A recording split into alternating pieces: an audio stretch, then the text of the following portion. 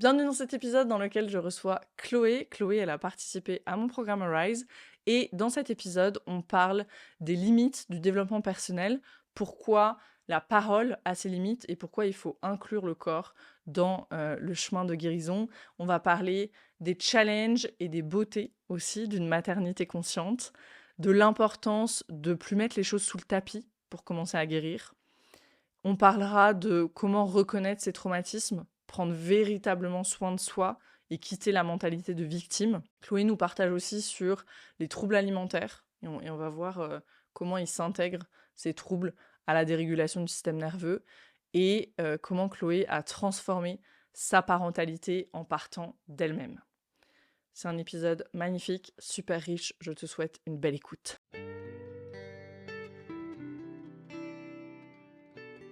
Bienvenue dans Pas de soucis, le podcast pour se libérer de l'anxiété avec Camille Thomas. Je suis Camille et avant d'être coach de santé, j'ai été une grande anxieuse. Je me suis libérée de l'anxiété le jour où j'ai compris que ce n'était pas dans ma tête. Pas de soucis, c'est le podcast pour celles et ceux qui sont fatigués par tout ce qu'ils ont essayé et qui savent qu'ils ont le pouvoir de guérir de l'anxiété naturellement. Alors si tu veux vivre sans anxiété et que tu as l'intuition qu'on ne t'a pas tout dit, ce podcast est pour toi. Je te retrouve tous les lundis pour explorer les pistes qui te permettront d'accéder au calme à l'intérieur de toi. Bon, je suis ravie de te retrouver, c'est trop cool. Merci de m'avoir. Avec plaisir, avec plaisir. Franchement, j'adore ton énergie, je suis hyper heureuse, puis hyper heureuse de penser que tu vas amener tout ce travail somatique aussi dans ce que tu fais, toi, avec tes clients. Est-ce que tu veux justement peut-être te présenter en 2 mots? Qu'est-ce que tu fais, toi? Et puis peut-être ce qui t'a amené au programme, puis après on ira dans les questions. Ouais, c'est la question. Je suis coach, même si en fait tous mes clients, mes clientes me disent, mais c'est pas du coaching, Chloé. Donc, je suis quand même coach de vie. Et je dirais que je travaille avec 3 paliers. Je travaille avec la parole, avec le corps et avec l'inconscient, parce que je suis formée en EFT aussi. Donc, j'ai 2 formations, coaching de vie, et je me suis formée ensuite à l'EFT. L'EFT clinique, petit grand trauma, et ça m'a en fait ouvert la porte avec donc certaines bases de IFS, etc. Et ça m'a vraiment ouvert la porte à la pièce manquante qui était donc justement tout ce qui était régulation du système nerveux, la physiologie, la biologie, et qui m'a aussi après amené en fait à plonger et faire le programme avec toi, parce que je sentais vraiment que c'était une pièce manquante du puzzle. Mais disons que après un an de pratique de coaching, je me suis rendu compte que la parole, en fait, elle avait ses limites. Elle est très, très importante, elle est cruciale. Mais là maintenant, dans ce que je propose, il y a vraiment une approche aussi corporelle, somatique. Et il y a aussi je pense, l'accompagnement en EFT est très, très puissant, mais très doux et beau à la fois. Donc j'aime bien allier ces trois piliers-là dans ma pratique.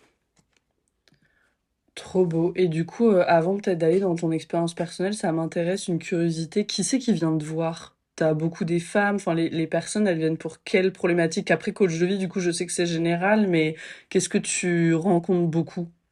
Alors, ce sont des personnes qui généralement souffrent d'anxiété. Ok, Il y a vraiment de l'anxiété généralisée. Il y a des ok. burn-out. Il y a les hommes qui viennent me voir. Ils ont un petit peu du mal avec la connexion aux émotions. Ils savent pas comment ils viennent avec. J'aimerais bien apprendre à les gérer. Et puis après, on déconstruit aussi, voilà, ce qu'il y a derrière, etc. Mais c'est beau aussi de voir ce masculin qui est en route pour accueillir aussi toute la sphère émotionnelle. C'est quelque chose de plus récent. Mais donc, en général, oui, c'est vraiment en fait de l'anxiété généralisée, des mamans qui ont une charge mentale plus longue que les parchemins égyptiens. Et donc, voilà, c'est généralement ces personnes-là qui viennent me voir. Ok, ouais, donc assez représentatif de ce que moi je vois aussi. C'est intéressant toujours de voir. Moi aussi, il y a de plus en plus d'hommes aussi qui veulent faire le programme Rise. C'est intéressant. Toi aussi, du coup, t'as de plus en plus d'hommes. Enfin, Ouais. c'est toujours moins que les femmes, mais de plus en plus en tout cas. Ouais, Mhm. trop intéressant, trop intéressant. Ok. Chloé, moi, ce que j'aime bien faire, c'est faire un peu une timeline, une chronologie. Qu'est-ce qui t'a... ma question, du coup, pour toi, si je prends un peu avant Rise, avant le programme, tu vois, qu'est-ce qui t'a amené à ça, peut-être, là, ce que tu as dit, c'est que tu voyais que c'était une pièce manquante du puzzle, le somatique aussi dans ton activité. Et puis peut-être pour toi, c'était quoi ton expérience, comment tu te sentais? Et même peut-être c'est intéressant, avant que tu découvres le FT et tout ça, tu vois, de dire voilà la Chloé de avant, avant, avant, la Chloé de avant Rise, la Chloé de pendant, tu vois. Ouais. Ça serait intéressant ton expérience là-dessus. Je pense que le point de départ a été en 2013 quand j'ai décidé d'arrêter mes antidépresseurs. 10 ans avant, donc j'étais adolescente, j'ai commencé en fait à avoir je pense, des sorties d'amnésie traumatique. Je pouvais plus aller à l'école, enfin au lycée. Je me sentais vraiment très très angoissée. J'arrivais pas à sortir de chez moi. Et mes parents n'ont, voilà, à l'époque, ils m'ont dit qu'il n'y avait pas de thérapie qui était, bah, voilà, j'allais bien. Et donc, j'allais juste prendre des antidépresseurs et puis après, voilà, ça allait aller mieux. C'est sûr qu'on a mis un couvercle et que j'avais l'impression que ça allait plus ou moins mieux. Donc, j'ai pu bah, vivre certaines années comme ça, etc. Mais j'avais l'impression que je vivais en fait à côté de ma vie, j'étais à côté de mes pompes. J'avais l'impression d'être un peu un zombie. Au moment où il y avait des choses qui se réveillaient, en fait, il y a tout qui a été mis sous couvercle, donc c'était pas OK. Quand j'ai senti que c'était juste, donc en 2013, j'ai arrêté mes antidépresseurs et aussi ma pilule contraceptive parce qu'on voulait commencer en fait à avoir un enfant avec mon mari. Mm. Et là, en fait, ça a été bah, une descente, au début une descente aux enfers, et puis en fait une magnifique opportunité en fait à prendre soin de moi et à commencer le processus de guérison. Euh, donc j'ai commencé une thérapie parce que je ne comprenais pas ce qui m'arrivait en fait. Vivre sans antidépresseur, j'avais l'impression que c'était moi, mais que c'était pas moi. Et puis il y avait tellement d'angoisse, tellement d'anxiété. J'avais ouais, peur de tout, quoi. Et donc la peur de tout, ça s'est transformé aussi en fait à un contrôle excessif au niveau de la nourriture. J'étais vraiment en anorexie mentale. En fait, j'avais tellement de dégoût, et voilà, je ferai lien aussi avec Arise, mais j'avais tellement de dégoût que j'avais de la nausée tout le temps. Et donc j'ai aussi contracté une phobie de vomir. Et donc en fait, j'étais très sélective dans ce que j'allais manger. Je mangeais très peu, mais donc je maigrissais. Donc c'était en fait un loop d'anxiété terrible. Mes règles ne revenaient pas non plus. Donc j'étais vraiment en fait dans un espèce de tourbillon. Je savais pas en fait comment est-ce que j'allais en sortir. Petit à petit, avec la thérapie, j'ai quand même compris certaines choses. J'ai compris dans quoi est-ce que j'avais baigné toute ma vie. J'ai eu des gros traumatismes dans l'enfance et aussi bah, voilà, à l'adolescence et jusqu'à mes 20 ans. Il y a eu des grosses choses en fait qui étaient trop, qui étaient trop, tout simplement. Et donc on a commencé à décortiquer ça en thérapie. Mais je pense que ce qui a été en fait un élément déclencheur, ça a été de ne pas pouvoir être maman. De vraiment en fait être dans une ménopause inexpliquée. On me disait tout était à l'arrêt, il n'y avait rien qui fonctionnait. C'était pas de l'aménorrhée post-pilule contraceptive, c'est qu'en fait mes valeurs, au niveau de ma prise de sang, des hormones, etc., c'était comme si j'étais en fait ménopausée à 25, 26 ans. Et donc là, je me suis dit, OK, il y a quelque chose au niveau du corps, il y a quelque chose au niveau du féminin.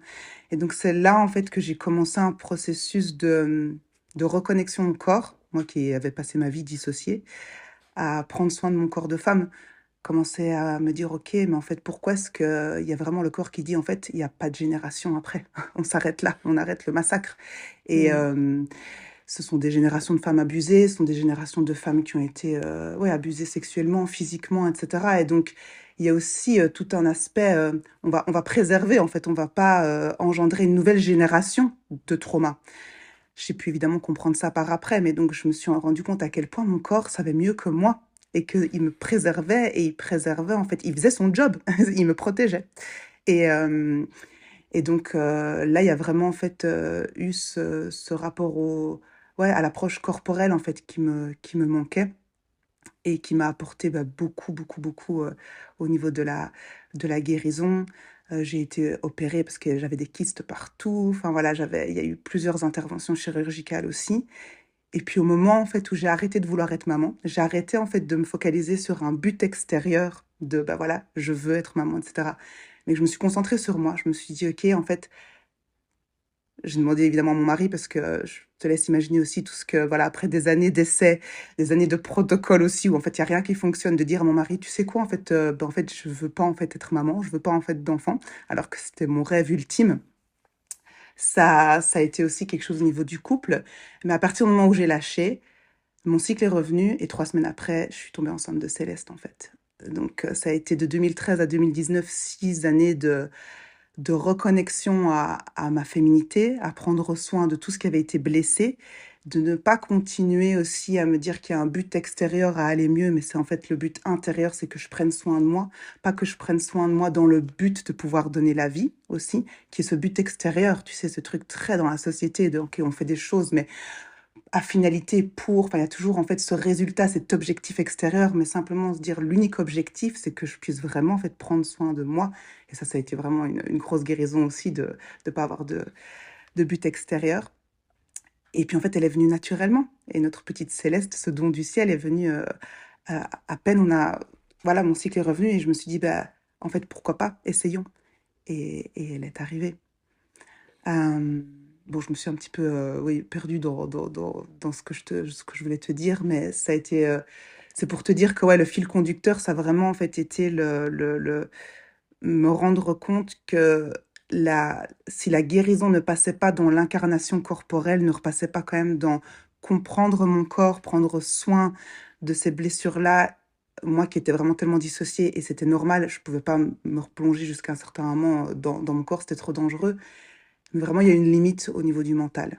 Et cette limite au niveau du mental et au niveau de la thérapie classique, etc., m'a amené aussi à me dire, OK, c'est important de pouvoir avoir une approche globale et prendre soin de tous les domaines de ma vie, mentale, émotionnelle, physique, physiologique, biologique. Ouais, ce que tu partages, ça me fait penser au titre du livre de Gabor Maté, tu sais, quand le corps dit non. Lui, il parle des maladies, mais là, toi, dans ton cas, il disait non à la conception, et c'est intéressant parce que tu as une fille aussi. Donc Ouais. il y avait comme un truc de... Quand tu disais, ouais, il protégeait les générations futures, c'est quand même... il y a cette sagesse qu'on n'expliquera jamais scientifiquement, et c'est parfait comme ça. Pour ouais, notre société qui veut tout expliquer scientifiquement. Moi aussi, j'adore expliquer les choses scientifiquement, mais ça, je crois que c'est vraiment la partie qu'on pourra jamais expliquer, et il faut avoir l'humilité de dire on pourra jamais expliquer ça. Mm. Ouais. Ok, du coup, il y a eu tout ce...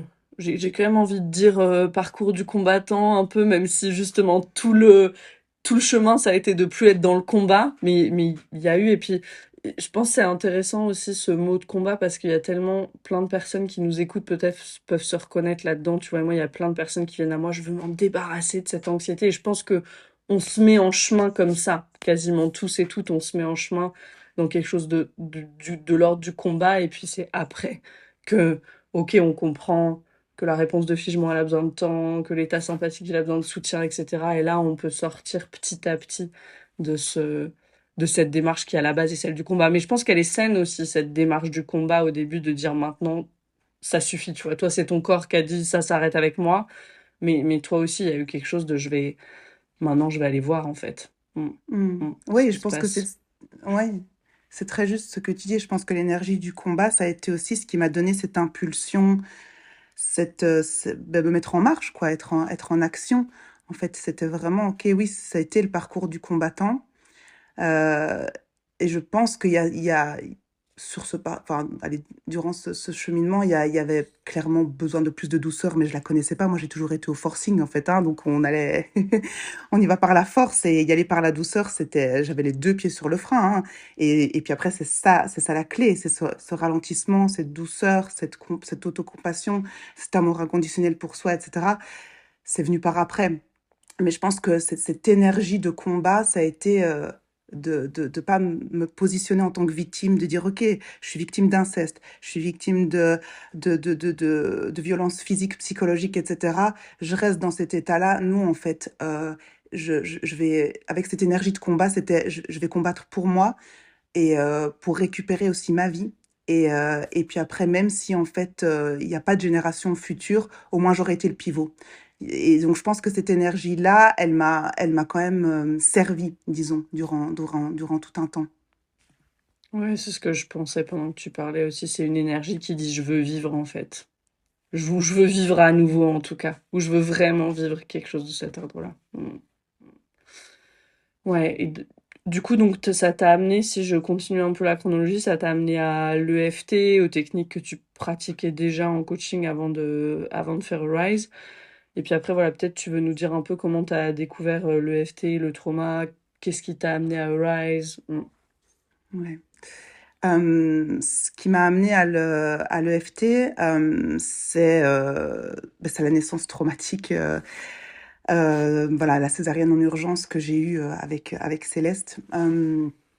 Disons que je pense que j'étais encore évidemment en figement fonctionnel, majoritairement dissociée, etc., durant ma grossesse. Et donc, suite à cette naissance, en fait, voilà, maintenant j'arrive à mettre beaucoup de beauté. Évidemment, je sais que j'ai vécu ce que j'ai vécu, mais j'étais là, tout le monde me disait, mais de toute façon, tu es en vie, elle est en vie, ça, c'est ce qui compte, etc. Et je me suis tellement sentie seule parce que tout le monde était en fait sur, ok, vous êtes en vie, donc sois heureuse. Non, j'ai failli mourir, elle a failli mourir, c'est grave en fait, il y a un trauma qui est là.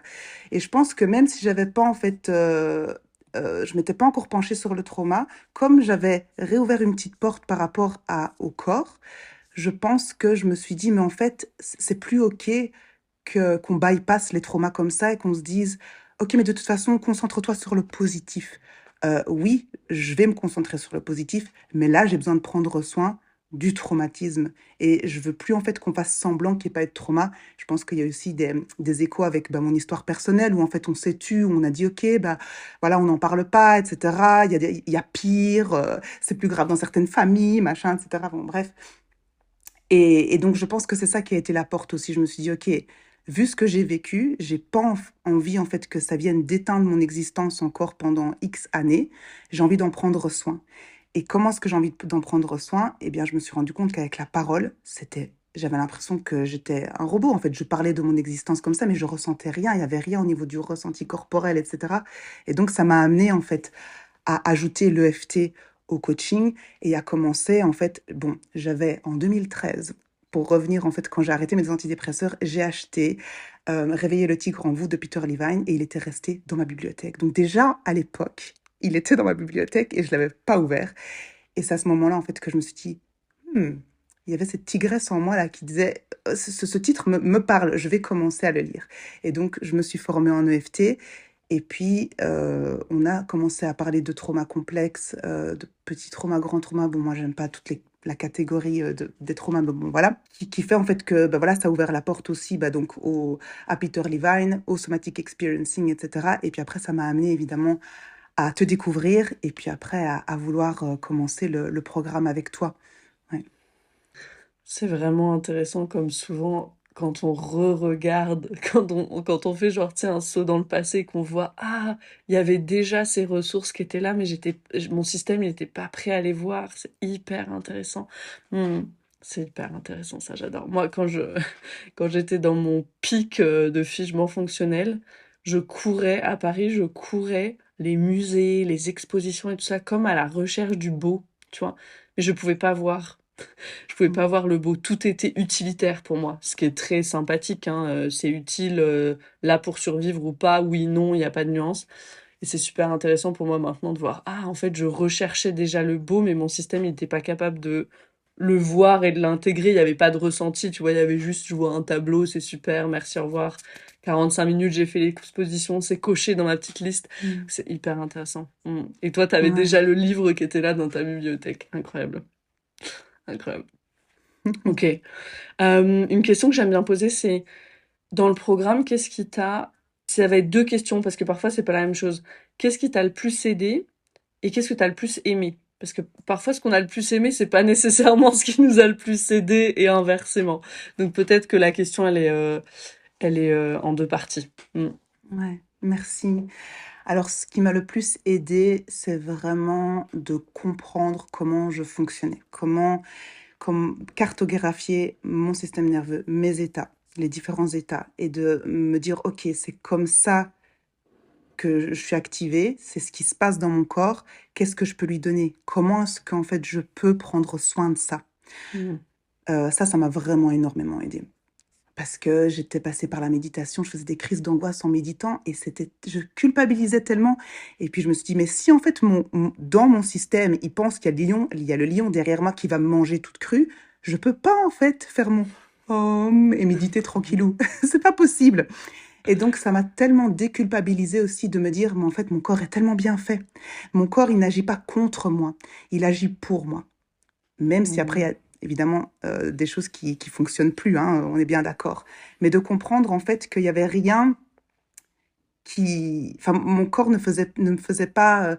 Ouais, enfin, c'est mon allié en fait. C'est pas c'est tout ce tous les symptômes, tous les messages, toute l'inflammation, les maladies, tous les maux, etc. En fait, sont là pour vraiment une raison qui a besoin qu'on prenne soin, pas qu'on lui en veuille en fait. Et donc ça a été vraiment très, très, très important dans ton programme. C'est vraiment en fait de comprendre ma physiologie, comprendre comment je fonctionne et travailler avec elle et pas contre elle. Ça a été vraiment la pièce manquante, le mind-blowing. Enfin, voilà, je pense que enfin, voilà, ton programme, il devrait être enseigné à l'école, quoi, ou en tout cas, comment fonctionne le système nerveux devrait vraiment, en fait, ça pourrait sauver des vies, je crois. Beaucoup, beaucoup de vies. Et ce que j'ai le plus aimé, ce sont les pratiques somatiques de sécurité et de soutien. Oh mon Dieu, me sentir soutenue. Là, ben voilà, j'ai mon petit doudou, mon petit coussin. Et en fait, là, maintenant, je ne peux plus m'asseoir sans avoir mon dos soutenu. Parce qu'il y a vraiment eu cette compréhension au niveau physique. Mon dos, maintenant, aime être soutenu et veut être soutenu. Et donc, quand je m'assieds ailleurs, au cabinet ou chez quelqu'un, etc., et que je sens que c'est pas la même chose, ben voilà, je regarde dans la pièce et voilà, je vais aller voir s'il n'y a pas un coussin ou quelque chose parce que j'ai vraiment en fait envie d'être dans ce soutien. Je pense que ouais, ça a été quelque chose que j'ai adoré parce que j'ai manqué de beaucoup de soutien et de me dire en fait que je dois pas porter quoi. Je dois pas porter, je peux être soutenue. Ça c'est c'est divin. Mm. Ouais, ça résonne beaucoup les 2 choses que tu dis. Pour revenir sur le premier point, je pense que c'est tellement important ça et on va le redire parce que on parle beaucoup du système nerveux dérégulé comme quelque chose dans ce mot même, tu vois, dérégulé, il y a un truc un peu qui dysfonctionne, mais le système nerveux dérégulé, il fonctionne parfaitement bien. Ouais. Il fonctionne parfaitement bien parce que si je me sens en danger ou si lui se sent en danger, hors de ma conscience en tout cas peut-être, mais et que du coup il y a toute cette dérégulation qui est à l'œuvre depuis des années parce que c'est ce que tu dis, on a mis sous le tapis, on a dit il y a pire ailleurs, concentre-toi sur le positif, etc. Il est dérégulé et c'est bien et ça fonctionne parfaitement bien. Mm. Mm. Donc ça c'est tellement tellement important. Mm. Mm. Ouais, je me souviens sur ce. Là, il y a ça qui me vient, du coup, je le dis de façon spontanée, mais je me souviens quand moi j'ai eu ma fausse couche, je me souviens, j'étais ici devant la maison, et tout le monde me disait ça aussi. Ah, mais tu retomberas enceinte dans quelques semaines et tout, et moi j'étais là. Oh, non, mais no way, en fait. No Mm. way. Et maintenant, ça fait 2 ans et je sais que c'était cette période de deuil dont j'avais besoin. Après, voilà, il y a des personnes qui sont capables de repartir tout de suite, etc. Mais moi, c'était absolument pas mon cas. Absolument pas mon Mm. cas. Et c'est vrai qu'il y a ce narratif, hein, beaucoup. Ouais. Concentre-toi sur le positif, etc. Et je pense, surtout en lien avec la naissance. Parce qu'il y a comme cette amnésie un peu joyeuse avec la naissance. Tu vois, on a pas mal. On a travaillé aussi un peu là avec Rise Alumni sur le prénatal et tout ça, mais il y a ce truc de oh, tout s'est bien passé et tout. Et puis, on met sous le tapis, c'est ouais, moi je l'appelle l'amnésie joyeuse parce que c'est tellement une belle nouvelle, c'est tellement de Mhm. bonheur, etc. que tout le reste est un peu comme effacé. Mais toi, dans ton corps, si c'est ta propre naissance ou en tant que mère, tu sens que ah, mais il y a eu tout ça aussi. Ouais. Mm. Et c'est important d'en prendre soin. C'est important de prendre soin de ça. Et c'est pas parce qu'on prend soin de ça qu'on peut pas se connecter en fait à toutes les parts joyeuses et à la beauté de l'événement. Moi, enfin, c'était aussi quelque chose qui m'avait mis très en colère. J'ai fait une fausse couche en 2017 et ma gynécologue elle disait mais ça veut dire que ça marche? Et j'étais mais moi je m'en fous en fait que ça marche. Je viens de faire une fausse couche. C'est vrai que je savais pas enfin, j'étais normalement censée être ménopausée. Et donc, mon corps, en fait, comme ça, un jour, a décidé que oui, et je suis tombée enceinte. C'est vrai que c'était un miracle. Mais le fait, en fait, qu'on ne m'accueille pas dans cette souffrance de la fausse couche et qu'on dise, tu sais, c'est une femme sur cinq, tu sais, ça veut dire que ton corps fonctionne, ça veut dire que ça marche. Eh bien là, maintenant, grâce à Arise aussi, je vois vraiment le discours des personnes trop mal informées et pas trop mal informées, en fait, où c'est ok, c'est ta vérité de me dire ça, ton point de vue, mais, enfin voilà, ça c'était ma gynécologue, il y avait aussi des membres de la famille, etc. Ça, c'est votre vérité, mais est-ce qu'on peut juste laisser de la place pour ce qui est, en fait, et comment ce que moi je sens, et qu'on vienne pas bypasser aussi le, ouais, prendre soin de ce qui est là, en fait. Je suis pas disponible à entendre ça maintenant. Je serai Mhm. peut-être disponible après. Et ça, c'est propre à chacun, en fait, de pouvoir vraiment aussi respecter le timing. Et comme tu le disais, toi, voilà, je fais une petite digression, mais du temps que ça a dû prendre, il y a des personnes qui peuvent, voilà, retomber enceinte tout de suite. Il y en a d'autres, voilà, qui ont besoin de plus de temps. Il n'y a pas une façon d'être et de faire. Mais c'est important, je pense, de vraiment se sentir aussi, ouais, cet accueil inconditionnel qu'on peut avoir en parlant de certaines choses allez, à des personnes qui peuvent toucher du doigt aussi, de juste être là, tu vois, de juste être dans cet accueil, ce soutien, de OK, qu'importe ce que tu vas me dire, je suis là et je suis présente en fait, je te tiens la main dans ce que tu ressens en fait. Yes. Ouais, et ça, c'est peut-être un des peut-être plus grands signes de guérison qu'on peut sentir chez l'autre, sentir en soi aussi. Quand on parle de capacité, tu sais, moi je parle beaucoup de capacité du système nerveux, de capacité à être présent à ce qui est, à ce qui émerge en nous. Quand il y a de plus en plus de guérison on board, et je vais pas dire quand on est guéri, parce que c'est un processus, on guérit en permanence, Ouais. mais quand il y a de plus en plus de guérison à l'intérieur, il y a ce truc de ah, d'un coup, je peux sentir à la fois la joie et à la fois le deuil qui peut être là. Et genre, j'ai de la place pour tenir tout ça en moi. En français, c'est peut-être un peu moins, on dit hold en anglais, mais ouais, pour tenir tout ça en moi. Puis je sais que moi, quand j'ai eu ce moment-là, j'avais eu deux amis, tu vois, Anaïs et Adélaïde, qui ont beaucoup fait de travail sur elle et tout, qu'on fait tout ce travail de guérison, qui sont dans la thérapie, le coaching et tout ça. Et il y avait une immense différence entre ces deux personnes-là, puis toutes les autres personnes, voilà, que je peux avoir dans ma vie, qui n'ont pas nécessairement fait ce travail aussi profond et tout ça. Mm. Mais j'avais tellement de chance d'avoir ces deux femmes-là, tu vois, parce que elles pouvaient, et je pouvais leur dire, j'ai un chagrin immense, et puis ça me pique le matin quand je me réveille, et en même temps, il y avait de la gratitude, il y avait de la beauté, il y avait ce mix de choses, tu vois, dans cette période-là. Et je sentais qu'elles pouvaient accueillir ça, presque le comprendre aussi, tu vois, le sentir, puis le tenir en elles aussi. C'était hyper Mm. précieux. Mm. Mm. Ouais. Yes, yes. C'est absolument précieux. Euh, Oui, et du coup, sur le soutien dont tu parlais, les pratiques somatiques de soutien, ça, c'est des petites pratiques qu'on vient faire pour plusieurs parties du corps. Et effectivement, moi, je suis comme toi, le dos, c'est devenu vraiment une seconde nature. Et puis, celle que j'adore, c'est les épaules, que je fais un peu moins souvent parce que c'est un peu moins, tu vois, d'un truc, d'une habitude. Mais ouais, les épaules, c'est... Et ça, c'est quelque chose qui a changé en moi aussi, tu vois, dans la perspective d'une future grossesse. Et ça, je l'avais travaillé en somatic experiencing. Et je crois que c'est la préciosité de cette modalité-là aussi, tu vois, juste des questions qu'on peut te poser. Où la praticienne, elle m'a dit, mais maintenant, vous allez imaginer que vous allez y aller, là-dedans, dans cette maternité, avec tout le soutien du monde, avec tout le soutien dont vous avez besoin. Et là, dans le corps, il y a un truc. Mm. En fait, j'ai pas besoin d'y aller toute seule. En fait, ça a pas besoin d'être moi contre le monde médical. Il y avait un peu un narratif comme ça, tu vois, à l'intérieur de moi. Donc, ouais, et ça, comme on peut sentir la différence dans le corps. Mm, mm. C'est hyper beau, c'est hyper beau. Du coup, peut-être ce qui est intéressant pour toi aussi, Chloé, une curiosité, j'ai deux curiosités.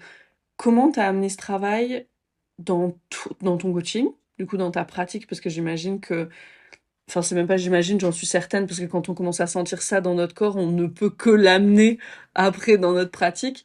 Et puis peut-être dans ta parentalité aussi. Ça, c'est Mm. intéressant. Enfin, est-ce que t'as vu des choses ou est-ce que ça a changé des choses? Peut-être que oui, peut-être que non, mais ça serait mes deux curiosités là. Merci. Dans ma pratique, j'utilisais déjà, j'aime beaucoup l'IFS, donc les bases que j'avais eues quand je me suis formée en EFT. Voilà, j'aimais aussi proposer ça, mais disons que je t'avais écrit d'ailleurs, ce que tu apportes dans le programme, c'était tellement en fait mieux expliqué que la formatrice que j'avais eue, que donc j'ai pu vraiment en fait me nourrir de ce qui a été partagé, de ce que j'ai appris à travers ton programme aussi, pour enrichir en fait ce que je propose euh, en séance aussi au niveau de l'IFS. Juste, Et excuse-moi puis, pour les personnes pardon, qui nous écoutent, qui savent pas ce que c'est l'IFS, je vais oui, juste redire, c'est Internal Family Systems et c'est le travail avec les parts de nous. Donc, pour être très concret, c'est, je vais, en IFS, je vais pas dire nécessairement je suis en colère ou moi je vais peut-être amener je suis en colère et puis toi tu vas me dire ok, donc j'entends qu'il y a cette part de toi qui est en colère. Ok, donc on va pouvoir travailler comme ça avec nos différentes parts et ça nous donne cette distance, cette clarté, ce recul nécessaire pour pouvoir être avec ce qui est à l'intérieur de nous. ouais, merci. Et dans ma pratique, généralement, en fait, les personnes qui... ben, je ne le remarquais pas avant le programme. Après le programme, je vois que les personnes qui viennent pour l'anxiété sont assises sur le bord de la chaise avec les pieds croisés, prêtes à déguerpir. Elles ne sont pas du tout assises, elles ne sont pas du tout conscientes de comment est-ce qu'elles sont assises. Et donc, ce que je propose, évidemment, toujours, quand je sens que la personne est prête à recevoir, évidemment, moi, je fais que distiller, que proposer, je sème des graines, et puis après, ce sont les personnes que j'accompagne qui décident de faire ce qu'elles en veulent hein, de ces graines-là. Je suis pas dans le coaching, il y a quelque chose voilà, que j'aime pas trop. Parfois, c'est vraiment, en fait, on va faire comme ça, et il y a l'objectif, etc. Et c'est pour ça qu'on me dit que je fais pas de coaching, c'est parce que moi, je suis vraiment, en fait, je modèle les accompagnements par rapport aux capacités, aux ressources des personnes qu'elles ont dans l'instant T et dans leur période de vie, etc., pour vraiment aller à leur rythme, mais être quand même dans l'action et provoquer un changement, parce qu'on est là aussi pour pas rester dans une problématique. Mais donc, je pose des questions. Est-ce que tu es bien assise? Enfin voilà, est-ce que tu aimerais ajuster en fait ta posture? J'ai maintenant une balle de tennis, plusieurs accessoires, un plaid tout doux, plusieurs types de coussins, etc. Et donc je propose en fait à la personne, avec quoi est-ce que tu as envie de, enfin, est-ce que tu veux regarder dans le bac à jouets? C'est pas un bac à jouets, mais on va dire c'est un coffre en fait avec tout ça. Et je lui propose en fait instinctivement ce que tu as envie Et après, c'est magnifique de voir en fait comme un seul objet peut venir en fait, bah voilà, soit avec la balle de tennis dans la main, et alors on est dans la conscience en fait de l'articulation de la main, ou la paume enfin en dessous de la plante des pieds pour l'ancrage, etc. Un coussin, et on voit vraiment toute la physiologie qui peut se déposer, quoi. Donc ça, c'est juste Hmm. magnifique. Enfin, ouais, c'est très très beau de pouvoir être témoin de ça. Et puis après, je propose quelques techniques somatiques, quelques pratiques somatiques vraiment en lien avec les besoins de la personne. Donc, généralement, c'est vrai que sécurité et soutien, c'est ce qui revient le plus souvent parce qu'en fait, tant qu'il n'y a pas une sécurité intérieure et assez de soutien, on ne sait pas faire grand-chose. On sait pas. Et c'est ce que tu enseignes aussi dans ton programme, en fait. Donc, il y a vraiment se prendre soin de ça et prendre soin des besoins primaires. Et souvent, en fait, on me dit, mais Chloé, c'est tellement simple ce que tu proposes. Parfois, on vient me voir et on me dit, j'aimerais bien qu'il y ait une formule complexe, tu sais, parce que voilà, on aime bien ça, la complexité. Et si je demande, comment est-ce que tu manges? Est-ce que tu bois assez? Est-ce que tu dors assez? Et alors on me regarde, l'air de dire, mais t'es pas ma mère? Et c'est se le prendre soin maternel, se le prendre soin de la compassion envers les besoins physiologiques primaires. Si maintenant cette base-là, elle n'est pas assez nourrie, le reste est bancal en fait. Et donc c'est rigolo de voir à quel point parfois en fait ils sont surpris qu'on commence en fait à prendre soin de ça. Mais c'est tellement important. Et donc parfois ils sont déconcertés par rapport à cette simplicité, mais qui en fait n'est pas du tout simple parce que si on pose la question est-ce que tu bois assez, comment est-ce que tu manges, est-ce que tu es en mouvement, est-ce que ceci, là, en fait on coche toutes les cases non, non, non, non, non. Ah, ben c'est pas grave, ou en fait ben, j'ai pas le temps, ou je sais pas, etc. Et donc acquérir à nouveau en fait cette routine saine de prendre soin demande beaucoup de conscience et d'observation, d'engagement envers soi et de se dire, OK, en fait, ce que me propose Chloé, ça a l'air d'être simple, mais en fait, ça l'est pas. C'est pas si simple que ça. Et c'est incroyable, après une semaine, 2 semaines, 3 semaines, les changements, en fait, qui sont déjà là à partir du moment où on commence à prendre soin des bases, de ce qui compte vraiment, parce qu'au final, nos systèmes, Ils n'ont pas besoin de choses complexes, ils ont besoin vraiment en fait qu'on puisse prendre soin de la base pour vraiment se sentir bien. Ouais. Ouais, ouais, ou en tout cas, c'est simple. C'est simple, mais c'est pas facile. Donc, c'est ce que tu dis, c'est pas complexe, ouais, mais c'est simple, mais c'est pas facile. Et puis, c'est pas facile parce que je crois que quand on se met sur ce chemin de guérison aussi, on regarde autour de nous, puis on dit, ah, tout est à l'envers, tu vois. Sans rentrer dans un truc, la société, c'est la décadence et tout, c'est pas ça, mais quand on regarde autour de nous, tout est à l'envers, tu vois. C'est-à-dire que c'est hyper, justement, c'est pas facile, c'est hyper difficile. On est rentré dans quelque chose où ça devient hyper difficile de prendre le temps pour mon hydratation, pour mes besoins physiologiques, pour bien manger, etc. Et effectivement, ça peut paraître très simple, mais c'est pas facile. Mm, mm. Et c'est d'amener. Et puis je pense qu'il y a un truc, c'est que quand on amène cette conscience corporelle, cette conscience du corps, ça peut devenir quelque chose d'organique aussi, de naturel. C'est comme si, moi maintenant, je peux plus. Alors si je dois vraiment et qu'il y a une urgence, je peux, ma vessie, elle en est capable, mais je vais pas retenir mon pipi. Parce que je suis dans le truc en train d'être sur l'ordi, tu vois, et de faire une tâche et tout. Non, je m'arrête, je vais faire pipi. Physiology first, tu vois, j'ai toujours ça dans la tête. Mm. Et notre système, il devient de plus en plus insistant et présent. Et donc, on doit aller prendre soin de ça. Et ça, je pense que quand on en arrive là, c'est hyper intéressant parce que là, à ce moment-là, ça devient facile. Parce que juste, je l'entends, tu vois, mon système. Bah, je vais aller faire pipi maintenant, ok. Ça change rien d'y aller maintenant ou dans une heure, et bah, j'y vais maintenant. Superbe. Mm. Mm. Ouais. Et c'est vrai que tant qu'on est dans la dissociation ou le figement fonctionnel, etc., on ne sait même pas en fait si on doit faire pipi, si on a soif, si on a faim, si on a soif. Le sentiment de satiété et de faim, moi, il est en train de revenir seulement maintenant. Donc je suis de toute façon Mm. encore en chemin, hein. Mais, Mm. et donc c'est vrai que je vois aussi dans mes accompagnements, ben, il y a un rythme il y a un rythme et il y a aussi des étapes, voilà, à pas bypasser. C'est vraiment important de pouvoir ouais, j'aime bien proposer un petit un 2 3 par rapport à allez, à la capacité que les personnes ont.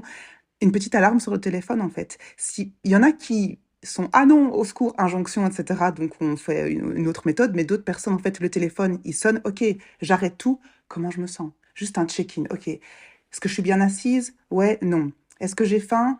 Je sais pas. Est-ce que je dois faire pipi? Ok, je prends un verre d'eau, etc. Et donc juste, en fait, mais même ça peut être que 3 fois sur la journée. Et juste 3 fois, juste dire, hey, alors, comment est-ce que tu vas? T'as besoin de quelque chose, etc. C'est tellement précieux, en fait. Et il y a énormément de choses qui peuvent déjà opérer rien que comme ça, en fait. Rien que en revenant. Ouais, de revenir à soi, en fait. De couper, en fait, allez, la dissociation qui est quelque chose de permanent, enfin, de quotidien, etc. Et de dire, OK, je coupe ça, en fait, et je prends quelques secondes pour revenir à moi. Et comme Mm. ça, bah, il y a vraiment quelque chose de très beau, en fait, d'aller juste, tu vois, ouvrir la porte et dire, bah, voilà, je viens juste checker comment est-ce que tu te sens, est-ce que tu as besoin de quelque chose, un petit verre d'eau, tu veux réajuster la posture, ok, voilà. Et puis après, parce que c'est pas révolutionner tout de suite, parce que sinon, bah, voilà, on retourne dans du trop vite, euh, et c'est pas ça la clé. Euh, mais simplement commencer petit, hein, voilà, tu en parles beaucoup aussi, hein, mais c'est vraiment ça, c'est vraiment petit bout par petit bout, juste aller checker comment est-ce qu'on se sent, quoi. Prendre ces Ouais. quelques secondes pour soi. Ouais, et merci de parler aussi de l'alimentation. Ça, c'est quelque chose que je rencontre beaucoup, beaucoup, beaucoup, beaucoup comme stratégie d'adaptation. Et c'est intéressant de voir comme, sans s'en occuper de ce morceau-là, de l'alimentation, et je le dis parce que je pense qu'il y a des personnes qui nous écoutent qui sont peut-être aux prises avec ça, que ce soit l'alimentation émotionnelle, que ce soit d'autres troubles. Euh, Comme ça bouge ça. Moi, c'est un peu comme ce que tu disais quand j'ai commencé à arrêter de vouloir être enceinte, tu vois, bah, c'est le moment où, moi, c'est un morceau que j'ai dû lâcher aussi parce qu'il y avait beaucoup de troubles au niveau alimentaire, beaucoup, beaucoup, beaucoup. Il y a eu de l'anorexie, de l'orthorexie, enfin, beaucoup de troubles alimentaires. Et j'ai dit, ok, ça sera une conséquence, ça. Je vais pas m'occuper de ça, ça sera une conséquence. Et c'est super intéressant de voir comment ça a bougé. C'est super intéressant comme maintenant quand il y a encore, il peut y avoir des moments où il y a du gros figement, je me sens aller dans ma réponse de figement et voilà, et c'est intéressant de le sentir puis de voir, ah tiens, je suis dissociée, puis d'avoir comme de la conscience dans, je suis dissociée là en ce moment, et puis je vais aller vers cette stratégie d'adaptation, il y a tellement de tendresse autour de ça, Mm. Il y a de l'humour, il y a de la tendresse, il y a là maintenant, je vais aller manger émotionnellement. Et ça m'arrive, maintenant ça m'arrive moins souvent, mais quand ça m'arrive, voilà, qu'il y ait des grosses choses, tu vois, des choses qui sont un peu trop parce que ça arrive encore. Et je dis à mon mari, là, je vais aller manger émotionnellement et personne ne va m'en empêcher. Et on en rigole tous les... Il y a énormément de tendresse, il y a énormément de, ok, je vois que c'est ma stratégie d'adaptation. Et puis je peux sentir comme c'est efficace. Je peux sentir comme, ah, génial, ça m'apaise, magnifique. Puis il y a presque voilà, une gratitude parce que dans ce moment-là, il n'y a pas d'autres choses disponibles, en fait. Et c'est Exact. hyper cool avec moi. C'est hyper cool parce que je sais que je vais le faire aujourd'hui, mais je le refais pas. Peut-être que je le refais pas pendant 2 mois parce que c'est ok, j'ai plus besoin. Donc là, à cet endroit-là, il y a plus de combat, par exemple. Et c'est intéressant. Et ça, c'est vraiment venu avec le travail somatique. Mm. Mm. Mm. Ouais. Ouais, Mm. je te rejoins. Oui, il y a tellement de choses qui bougent après le programme aussi, au niveau de l'alimentation, au niveau de, ouais, à plein de niveaux. Et c'est ça, en fait, c'est cette conscience. C'est, OK, là, je sais que je vais prendre voilà, mon muffin, mon moelleux au chocolat, etc. Et voilà, c'est avec une conscience différente. Et avant, clairement, j'étais pas du tout consciente, mais après, il y avait le pic d'anxiété, encore plus après, parce qu'il y avait eu la chute de glycémie, etc. Enfin, il y avait vraiment toutes les choses que je ne comprenais pas, mais qui étaient quand même clairement des mots corporels, quoi, en fait, qui venaient ajouter cette anxiété, etc. Donc, à quel point, ouais, tout est lié. Mais c'est beau. Je fais juste une parenthèse, parce que c'est ce que je suis en train de vivre en ce moment. Je suis végétarienne. J'étais enceinte de Céleste, je, et c'était des pâtes au ragoût di salsiccia au fenouil. Donc c'était vraiment enfin voilà, les pâtes au ragoût de saucisse de fenouil. C'était vraiment le truc qu'il fallait que je mange. C'était compliqué de faire confiance à mon corps parce que moi, en fait, ben, j'étais végétarienne, etc. Mais j'avais fait, voilà, parce que c'était le corps qui reprenait le dessus quand j'étais enceinte. Quand j'ai accouché, bah, après, il y a eu plus du tout, voilà, j'étais plus du tout en contact avec ça. Mais là, maintenant, par exemple, eh bien, je commence à remanger du poisson. Et, et c'est avec beaucoup d'émotion quand même, parce que c'est là depuis début janvier, donc c'est tout nouveau. C'est vraiment, en fait, cette conscience de, OK, je sens que je crois mon corps. Je crois plus ma tête. Mm. Tu vois? Mm. Pendant des années, voilà, mes parents, c'est pas l'heure de manger, ou mais tu vas pas encore avoir faim, etc. Et donc, cette voix, en fait, j'ai lu ça, c'était très beau, c'était la façon dont nos parents nous parlent devient notre voix intérieure. Et donc, ma petite critique intérieure, ma voix intérieure, etc. Mais c'est bizarre, tu viens de manger et tu as de nouveau faim, etc. Et donc, c'est vraiment en fait quitter cet état du mental ou de ah, mais t'avais dit que tu étais végétarienne, ah, mais ceci et cela, etc. Et donc, cette rigidité, en fait, qui était là Bon, la cause animale, c'est une cause qui me tient très, très fort à cœur, hein. Je ne remets pas du tout ça en question, mais disons que je m'étais quand même, c'était une forme quand même de contrôle et de rigidité qui a voilà ses racines traumatiques, etc. Et de lâcher ça, en fait, et de me dire, mais en fait, je choisis de croire mon corps plutôt que ma tête. Ça, c'est quelque chose de tellement puissant. Et de me dire, mais en fait, si mon corps me le demande, c'est parce qu'il en a besoin. Donc, et encore là, on revient avec, je vais pas contre lui, je vais avec lui. Mm. Mm. Ça résonne énormément ce que tu dis là. J'ai eu la même expérience. Quand je suis tombée enceinte il y a 2 ans, je ne pouvais plus voir de tofu et j'étais encore vraiment végane, hein, à ce moment-là. Je pouvais pas voir de tofu, je mangeais que des sardines. Alors ça a été le premier. Ok, je me mets à manger des sardines, donc il y avait un truc genre tête contre corps là à cet endroit-là. Mais de toute façon, j'avais pas le choix parce que ça me dégoûtait, tout me dégoûtait, donc je pouvais manger que des sardines. Et puis après, voilà, au bout de 3 mois, bon là, j'ai eu la fausse couche, etc. J'ai mis ça de côté. Et puis j'ai recommencé dans le cadre de la nutrithérapie à manger des œufs, à manger des petits poissons gras, donc des sardines, du maquereau. Puis là, tu vois, ce que je vis en ce moment, c'est la viande. Mm. C'est-à-dire qu'il y a des moments, ça vient par moments, tu vois, où mon mari, lui, il a repris la viande. Il était aussi vegan, végétarien et tout, mais ça fait quelques mois qu'il a repris la viande. Puis parfois, je vais voir un morceau de poulet dans son assiette, puis il y a un truc en moi qui est ah, je prendrais bien, tu vois. Et je sens qu'il y a encore la tête qui est là, forte, forte, forte, forte. Et c'est super intéressant, parce que je sens l'impulsion, et je sens la tête qui est tellement forte. Mm. Et donc pour le moment, j'ai remangé un micro-bout comme ça, mais c'est tout. genre une pointe de fourchette. Et puis il y a quelque chose en moi qui essaye de réconcilier, tu vois, qui dit, voilà, un animal qui a été chassé, donc qui a une bonne vie et tout, tu vois, et limite qui sait pas qu'il est mort.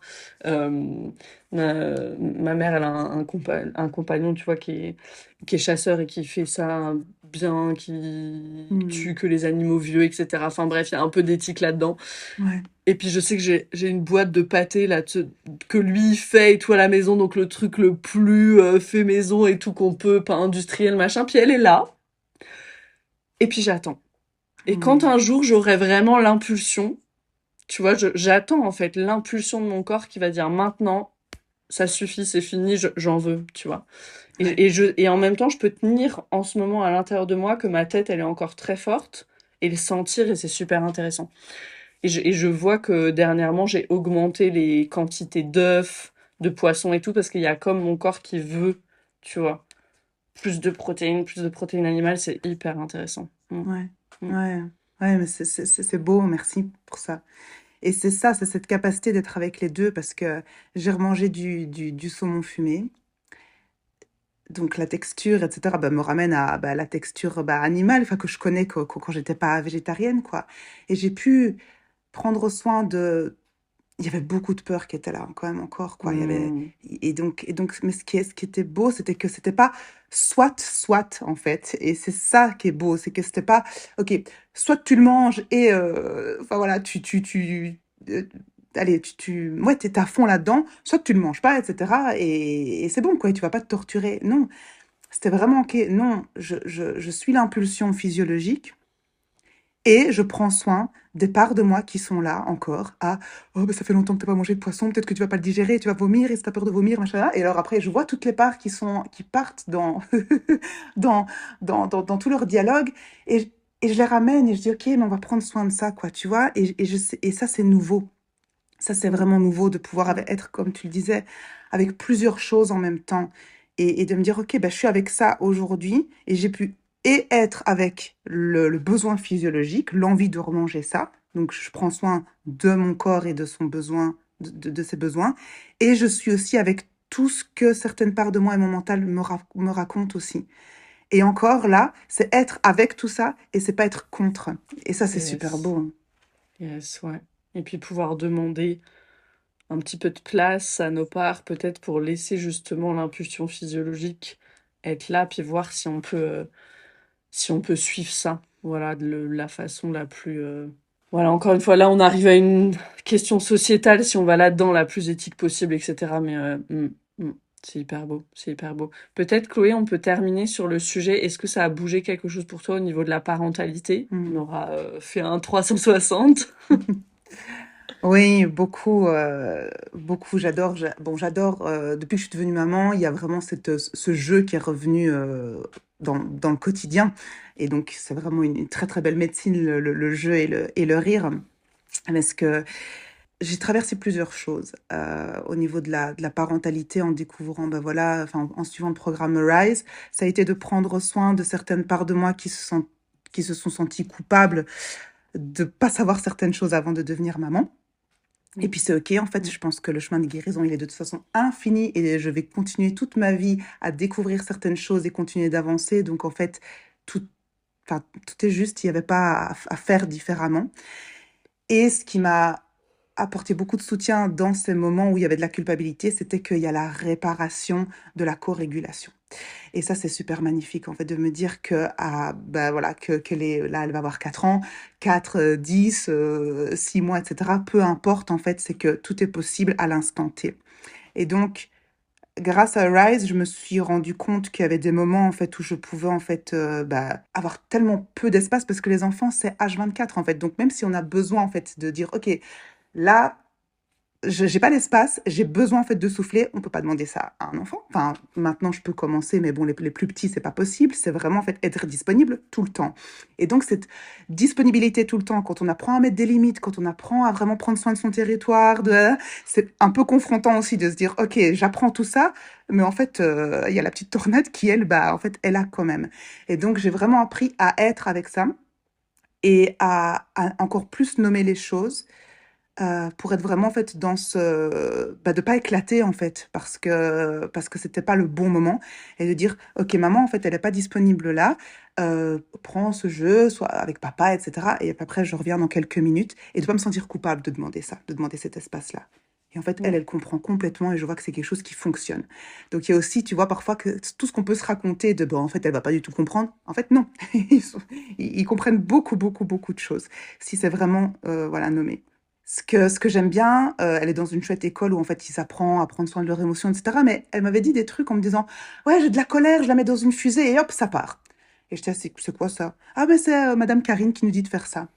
Et alors, ben, j'ai dit, ok, et qu'est-ce que ce serait qu'on joue au tigre et au lion? Qu'est-ce que ce serait en fait que on piétine, voilà, on voit qui piétine le plus fort, etc. Et je me rends compte en fait que ça, ben en fait elle adore. Et donc, elle va pas mettre sa colère dans une fusée et hop, on bypass, tu vois, c'est un peu, bon, pas le spiritual bypassing, mais c'est, ok, il y a le truc et on envoie de l'amour et on fait ceci. Non, il faut pas envoyer de l'amour comme ça. C'est important de prendre soin de ce qui est et surtout pour eux, en plus, qui ont, voilà, qui comprennent pas, parfois ce qui se passe tellement, en fait, c'est submergent au niveau émotionnel. Et donc, c'est beau parce qu'il y a par moments, des moments, elle fait, maman, après elle vient grogner comme ça. Je dis, ah ouais, d'accord, ok. Bon, après, j'en ai parlé un petit peu à mon mari aussi, qui parfois, il entendait des grognements dans le salon. Il s'est dit, mais qu'est-ce qui se passe ici? Et donc voilà. Mais je vois à quel point, en fait, elle fait quelques grognements, quelques piétinements, etc. Enfin, quelques, voilà, quelques. Et puis, en fait, après, elle passe complètement à autre chose, en fait. Et je vois elle a vraiment été au bout du processus. Tandis que ce qu'on lui avait inculqué à l'école, ce qu'elle apprend à l'école, bah, mettre dans la fusée et envoyer, etc., c'était pas OK, quoi. Elle restait quand même elle restait dans quelque chose qui était pas fini, en fait. Mm. Donc ça, c'est très Mm. beau de pouvoir l'accompagner là-dedans. Et puis après, ben, il y a par exemple le vous que je fais, etc. Eh bien, alors on essaye de faire le jeu à qui va faire le plus longtemps possible. Et donc, c'est rigolo parce que c'est quelque chose qu'elle aime bien faire dans le bain. Donc, après l'école, à un moment en fait, de transition, etc. Et elle leur demande. Et donc, c'est ça qui est génial aussi avec les enfants, c'est que ben, on peut proposer, mais si maintenant ça vibre pas du tout et qu'ils n'ont pas envie, ben, en fait, ils vont être les premiers à dire non, non, ça m'intéresse pas, mais c'est elle qui redemande ça. Et donc ça, c'est super beau au niveau donc de la co-régulation et de voir en fait ce que je peux proposer avec maintenant ce que je sais, bah, le bien que ça lui fait quand même. Ouais, il y a vraiment un avant et un après. Et puis cette culpabilité qui est en train vraiment de s'évaporer parce que je me dis que je ne dois rien réparer et que tout est en fait dans l'ici et maintenant est ce que je vis avec elle en fait. Et de toute façon, je sais que même avant le programme Rise, je lui ai donné tout ce que j'ai pas eu. Et donc, je sais qu'elle a quand même... enfin voilà, il y a des choses quand même qui ont été... même si j'étais encore complètement dans le fichement fonctionnel, complètement dissociée, etc., il y a des bases, il y a des choses dont elle n'a pas manqué. Donc voilà. Parce qu'il y avait quand même encore des parts de moi qui étaient, tu sais, quand on manque de beaucoup de choses ou qu'on vit des choses très traumatisantes, il y a cette espèce de réponse, en fait, on va à l'extrême inverse, quoi. Donc je vais aller dans la surprotection, lui donner tout, etc. Mais là, on rebascule dans un trop aussi. Et donc là, j'ai pu aussi observer les parts de moi qui étaient aussi dans ce trop et pas dans le juste. Et ça a été aussi très beau au niveau de, après enfin, aller à travers le programme, de dire, enfin, j'ai pas cette mission de de réparer des parts de moi à travers Céleste ou de réparer Céleste de certaines choses. Elle a une histoire différente, elle est différente, etc. Et juste être qui je suis et pas trop en faire ou être dans dans cette positionnement de je veux en faire voilà, plus que ce qu'il faut, ça va pas en fait être bénéfique pour elle. Il n'y a pas une dette d'amour, il y a pas une, ça s'est arrêté avec moi, tout ça. Et ça, c'est très puissant aussi. Mm. Ouais, ça me touche beaucoup ce que tu dis. Mm. Il y a beaucoup de parents qui ont cette culpabilité. Voilà, je suis pas encore parent, mais j'accompagne beaucoup de parents et je la vois du coup à l'œuvre. C'est intéressant cette culpabilité. Et je pense qu'il y a quelque chose effectivement qui se dépose quand tu peux sentir dans ton propre corps comme, tu sais, quand on dit tout peut se renégocier et que tu le vis vraiment toi dans le corps, il y a quelque chose qui peut se déposer de, ok, tout peut se renégocier. Peut-être qu'il y a eu des choses difficiles, mais dans le moment là, c'est ce que tu dis, ce qui est important, c'est le moment là. Et puis même plus tard, elle pourra faire son travail et tout peut être renégocié. Et si je sais ça, il y a... mais je le sais. Quand je dis je le sais, c'est cette connaissance viscérale parce que moi, je l'ai vécu dans mon corps. Mm, mm. Ouais. Là, il y a quelque chose qui peut se déposer. Ouais. Ouais. Et le rôle de parent, j'adore ce que dit Ray Castellino qui dit que le rôle de parent, c'est de donner tout ce qu'on n'a pas reçu. J'imagine que c'est ça qui en fait le métier le plus difficile du monde. Hmm. Mm, Ce qui est aussi un peu parfois challengeant, c'est s'occuper de toutes les parts de soi mm, en étant aussi parent. Et donc, quand il y a des mm, choses qui émergent aussi, c'est se dire, OK, je prends soin de ça, mais je peux pas faire pause et dire juste, bah, en fait, je suis pas maman pendant quelques jours parce que là, j'ai juste besoin de processer et d'être dans ma grotte. Bah, en fait, non. Et donc, c'est vraiment cet équilibre aussi qui peut parfois... Je pense que ça, on n'en parle pas assez aussi de tous les processus de guérison qu'on peut en fait aussi avoir en étant parent. Et donc, c'est et être avec soi et être avec l'enfant. Et comment est-ce que, en fait, bah, quand il n'y a pas cette disponibilité en fait à l'enfant, qu'il n'y ait pas la spirale de culpabilité ou ouais, de plein de choses qu'on peut se raconter qui prennent le dessus, mais que ça, c'est OK en fait. Et que voilà, comme tu le disais aussi, tout est renégociable et que tout est, enfin voilà, on peut être avec plusieurs choses en même temps. Et si c'est pas possible, voilà, que le conjoint ou qu'il y ait une aide, etc., mais qu'en fait, que ça reste quelque chose d'organique et que le process puisse quand même avoir lieu et qu'on se dit pas, OK, ben en fait, je mets de nouveau la chape sur ce que je dois dealer avec moi-même parce que je suis maman, etc. Non, en fait, les choses peuvent se faire de manière organique. Il n'y a pas un choix, en fait. C'est pas soit mon enfant, soit moi, en fait. mm. Ça peut se faire de manière fluide aussi ensemble.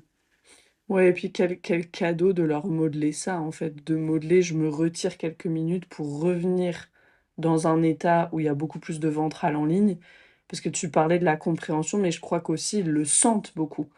Et du coup, il y a quelque chose qui s'imprime en eux de, elle va prendre quelques minutes, elle s'en va, mais elle revient comme, tu vois, plus régulée, avec plus de ventral et tout, et donc il y a ce truc qui est modelé de ah ouais, j'ai le droit de me retirer quelques instants pour prendre Mm, soin et c'est extraordinaire. C'est mm, extraordinaire parce mm, que tu parlais beaucoup du soin et je pense que pourquoi c'est difficile pour beaucoup d'entre nous d'être dans ce soin de ce qui est, de ce soin de nous et tout, parce que en partie parce que ça nous a jamais été modelé, quoi. Et donc c'est ça le cadeau aussi. Mm, ouais. mm. Ouais, non, ça c'est sûr, ça c'est sûr. Yes, Et un yes. dernier exemple qui est chouette, et puis après je clôturerai, Mm, ben voilà, en fait, on voit vraiment quand, enfin, elle revient d'elle-même, quoi. Elle va avoir une colère, elle va avoir, voilà, quelque chose, etc. Ne me parle pas, je vais dans ma chambre, etc. Elle s'éloigne physiquement de nous, et on va pas aller lui dire, non, mais attends, ça se fait pas, ou attends, mais qu'est-ce que tu fais? Et là, on va pas intervenir dans son processus. Mais c'est magnifique comme quand, voilà, on entend «Maman, maintenant tu peux venir dans la chambre». Et donc voilà, et c'est elle qui décide. Enfin bon, après, je veux pas non plus véhiculer le fait que c'est elle qui décide. Enfin allez, mais c'est un exemple qui est beau, c'est que quand il y a quelque chose, elle sait en fait qu'elle a besoin de son espace et donc de se détacher, etc. Et puis quand elle sent que la connexion est de nouveau possible, elle la nomme, etc. Et on l'accompagne dans ça, mais on va pas lui dicter. Tu devrais en fait te calmer après X temps, ou il faudrait que ceci, il faudrait que cela, etc. On est vraiment dans ce... Bon, ça, merci aussi Gabor Maté, hein, mais je veux dire, ça c'est vraiment tellement précieux aussi de se dire, ok, voilà, l'authenticité, quoi. Que je t'aime quoi qu'il arrive, je t'aime, tu cries, t'as fait ta bêtise, machin, etc. Je t'aime, je suis là, ok, et qu'il y ait vraiment cette différence entre, voilà, c'est ça vraiment, qu'elle est aimée inconditionnellement, quoi qu'elle va faire, et puis après qu'il y a la reconnexion qui se fait quand c'est juste, quoi. mm. Et ça inclut ce qu'on se répète en permanence dans un ride, c'est aussi le respect du timing, en fait. Le Tellement. respect du timing de nos réponses de figement, de nos réponses sympathiques. Mm. Mm. Merci infiniment, Chloé. Je sais que tu vas y aller.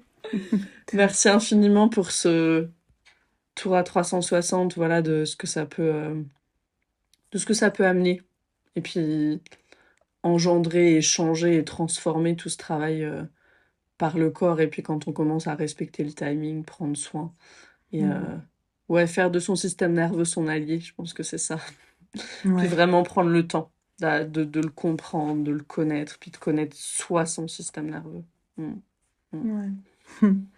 Bah, Mm. merci à toi voilà, de m'avoir proposé ce temps ensemble. C'était quelque chose c'était important pour moi de pouvoir déposer des mots, partager, voilà, une partie de tout ce que le programme m'a apporté, parce que ça a vraiment touché tellement de domaines de ma vie, des choses aussi qui sont, voilà, je me rends compte seulement maintenant, en fait, qu'il y a des choses qui font plus partie du quotidien.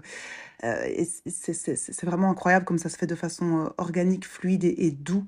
Et je crois que vraiment cette voie de la lenteur, de la douceur, du prendre soin de façon différente, en ralentissant, en prenant le temps, c'est quelque chose que tu dis et que tu redis à travers le programme, de vraiment aller à son rythme, d'être à l'écoute de ce qui est possible. Il y a des journées où il y aura plus de capacité que d'autres, etc.